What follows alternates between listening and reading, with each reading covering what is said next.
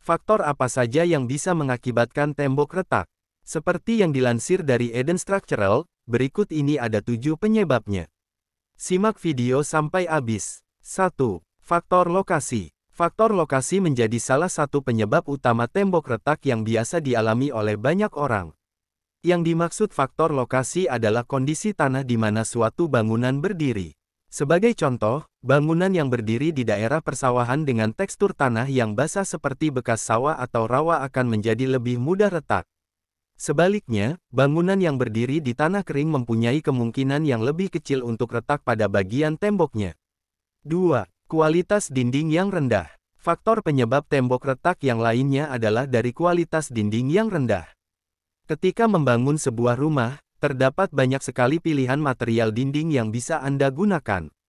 Rumah yang dibuat dengan menggunakan bata merah umumnya memiliki kualitas dinding yang lebih baik dibandingkan dengan hebel dan bisa mempengaruhi ketahanannya terhadap keretakan. 3. Gempa bumi. Indonesia merupakan salah satu negara yang memiliki tanah yang berada di atas sabuk vulkanik.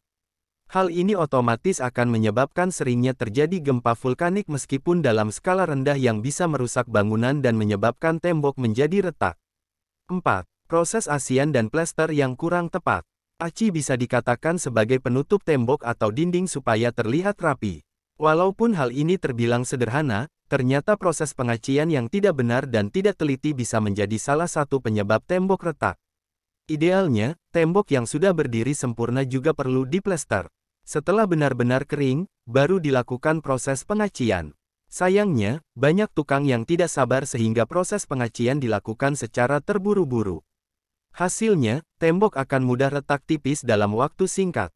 5. Kusen kayu yang lapuk. Kayu yang digunakan untuk kusen rumah pada suatu waktu pasti akan memuai hingga mengalami pelapukan. Jika kusen yang terbuat dari kayu sudah mulai memuai dan mengalami pelapukan, maka bisa dipastikan bahwa tembok di sekitarnya akan terpengaruh. Ini salah satu faktor yang jarang orang perhatikan. 6. Beban bangunan yang terlalu berat. Banyak sekali pemilik rumah yang secara sembarangan merenovasi rumah tinggalnya dari satu tingkat menjadi 2 tingkat tanpa adanya perhitungan yang baik. Meningkatkan rumah secara otomatis akan membuat beban dari tembok menjadi meningkat. Tembok yang secara spesifikasi tidak dirancang untuk menahan beban bangunan 2 tingkat bisa menjadi retak dan membahayakan kekuatan struktural dari sebuah bangunan. 7. Campuran material bangunan yang tidak sesuai perhitungan.